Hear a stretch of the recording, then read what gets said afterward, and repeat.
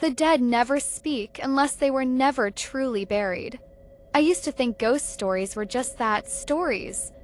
Folklore, old wives' tales meant to scare children into obedience.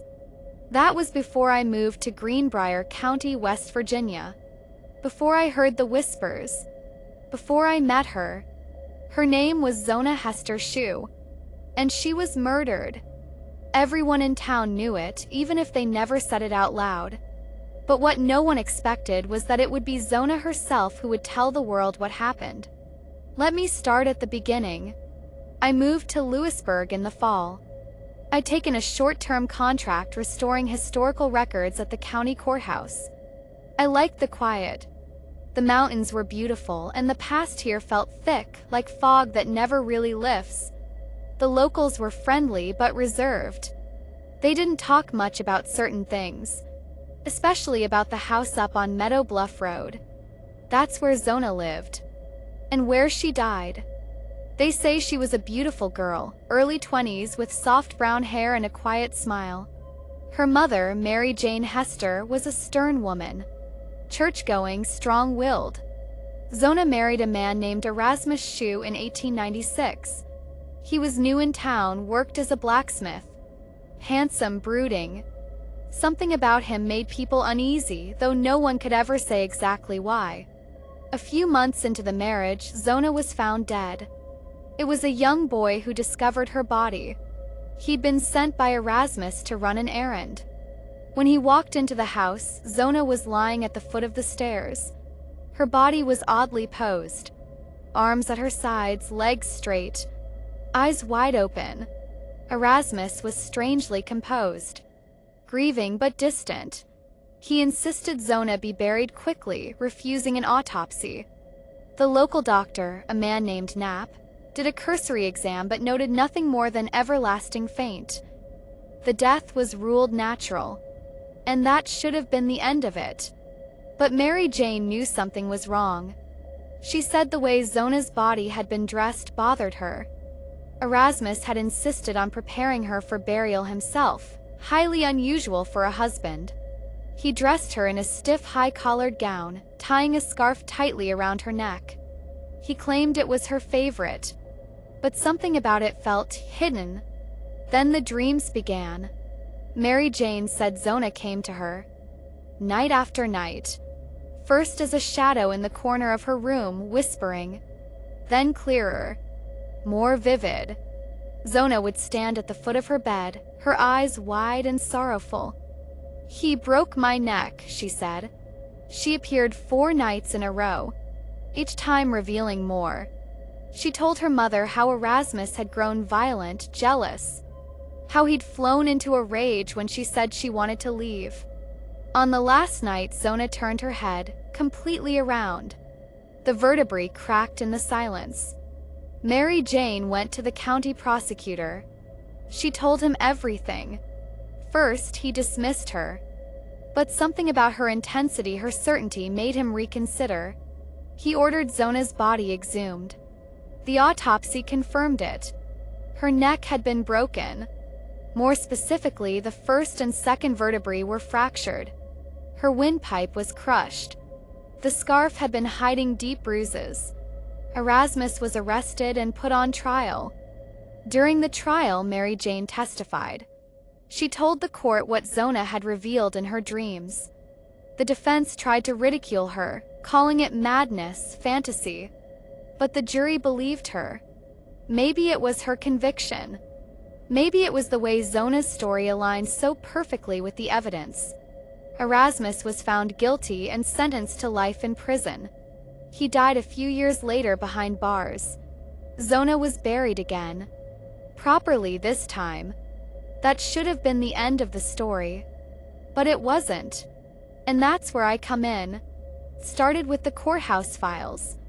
I found old letters, exchanges between Mary Jane and a preacher from Tennessee. She'd continued to have dreams long after the trial.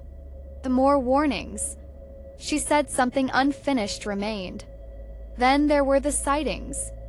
Locals spoke of a woman in white walking the ridge above Meadow Bluff Road. Silent. Watching. Dogs would howl when she passed. Lights would flicker. One night, working late, I drove past the old shoe house. It's abandoned now, rotting, a skeleton of timber and stone. But as I passed, I saw a figure in the upstairs window. Just for a second. She was looking right at me. I went back the next day. Of course, no one was there. The door hung open. Inside, the air was thick and cold despite the warm October day. Dust covered everything. But in the parlor, something was off. The mirror. It was clean, polished, and there, written in the fog that shouldn't have been there, 5 words. He lied about the others. I felt my blood run cold. I've since uncovered more. Erasmus had been married before. Twice. Both wives died under strange circumstances. Bruises. Accidents. One even fell down the stairs. No one ever questioned him. Not until Zona. But maybe she wasn't the only one who spoke. Last week I dreamt of her. Not Zona. Someone else. A woman with blonde hair and pale skin. She stood beside my bed. Her face was broken. Her voice was brittle.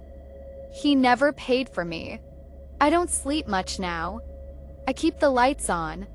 And sometimes in the mirror I see shapes that don't belong. The Greenbrier Ghost isn't just a story. She was a warning. But what if the others want to be heard too? What if they're still waiting? Waiting for someone to listen? It's been 23 days since I saw the message in the mirror. I've stayed in Greenbrier. Something keeps me here. A pull like invisible hands around my wrists. Part fear, part guilt, part curiosity. Whatever it is, I can't walk away. I began by tracking Erasmus Shue's past, his life before Zona. Most of the records are scattered. Marriage certificates, death notices, fragments buried in time. But eventually I pieced together the truth. His first wife was Sarah Nutter. Died in 1889. Official cause: accidental fall during laundry. She had bruises on her collarbone. No one asked why. The second was Lucy Treadwell. Died in 1894. Choked while eating, the record says. No autopsy. Her sister later moved out west. Before she left, she wrote to the sheriff, claiming Lucy had tried to flee her husband several times.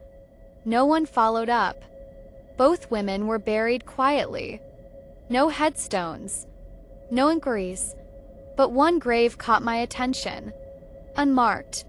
Overgrown. Hidden behind an old Baptist cemetery in Nicholas County. Locals call it Widow's Hollow. I went there last Thursday.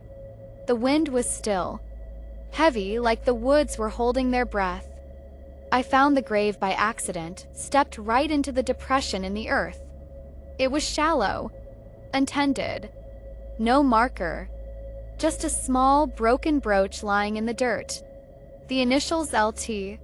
Lucy Treadwell. I don't remember walking back to the car. All I know is that when I turned the engine on, the radio was playing static. Then, between the noise, I heard it. A voice. I didn't fall. I drove back in silence. When I looked in the rearview mirror, the brooch was on the seat behind me. I hadn't picked it up. I never brought it into the car. Since then, the dreams have come every night. Lucy. Sarah. Even others, faces I can't name but feel familiar. A woman with braided red hair. A girl in a yellow bonnet. A teenager with sunken eyes and a bruised throat. Each night they stand closer. Each night they whisper louder. He killed me too. I went back to the courthouse. I searched land records, old blacksmith contracts, even church logs. That's when I found it. An unsent letter folded inside a church ledger, dated 1895, written by Erasmus. To whom it may concern. She grows too bold. She questions me. I cannot abide the mouth of a wife who will not listen. There are ways, quiet ways, The mountain keeps secrets. The letter chilled me, but the signature was worse. Not Erasmus, not Edward, but something scrawled almost as a joke. E.S. Collector of Silence. I began to feel watched, followed. Lights flicker in my motel room now. The hallway smells like sulfur. I see handprints in the condensation on the bathroom mirror. Always the same shape. Small, feminine, pressed in desperation. And the worst part is, I've started talking back. Tell me, I say. Show me what he did. And they do. They lead me through dreams, through corridors of their memories. I feel the blows, hear the screams, smell the blood. Lucy was strangled with her apron strings. Sarah was drowned in a wash basin. The girl with the yellow bonnet? She was never even listed as his wife. Just a maid. She died in the barn. I started writing their names down, their dates, piecing together a timeline. And as I did, a pattern emerged. Every time Erasmus moved towns, someone vanished. Every place he lived, a young woman died. There were 7. 7 before Zona. Only one spoke loudly enough to be heard. But now the others are waking. This past Sunday, I returned to Widow's Hollow. I brought a shovel. I needed proof. I dug until my hands blistered. Dug until I hit wood. A box. Rotten, waterlogged. But inside bones. Not complete. But enough.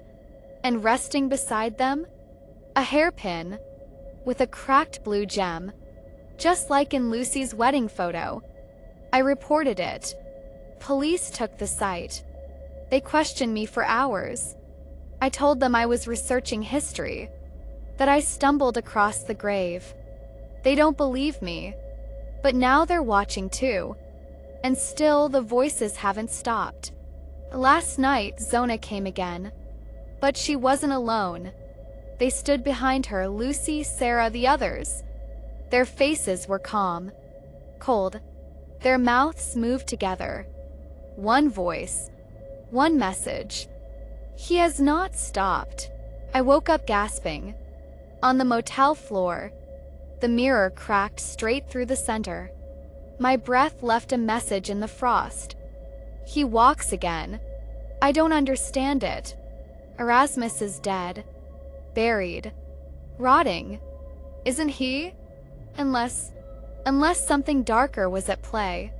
I found a symbol scratched into the bottom of that letter. Not initials. A sigil. A twisted knot of lines and arcs. I matched it in an old book in the town library. It's an old folk mark. Appalachian. Curse, some say. A tethering spell. Mine's pain. Binds spirit. Those who die by his hand are not free. That's what the passage said. It wasn't just murder. It was a binding. The women aren't just ghosts. They're prisoners. And maybe Erasmus found a way to stay. Not in body, but in presence.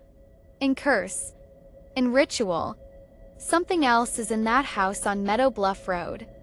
I went back yesterday. The door was nailed shut, but the nails were new. Fresh wood around the frame. Someone's been trying to seal it. Inside it's colder now, like a vacuum. The mirrors are all broken. And on the wall, scrawled in black soot, "E.S. remains." I left. I ran. I don't remember the drive back. I only remember the laughter in my back seat. A low chuckle. Familiar. Erasmus isn't done. And I think I've invited him in. I'm leaving Greenbrier tonight. But something tells me I'm not leaving alone. I can feel him behind my eyes. Every reflection now moves a second too late. And the dead don't rest. Not when the collector of silence still walks. Not when the binding was never broken. And somewhere just beneath the surface they whisper, "Don't let him in."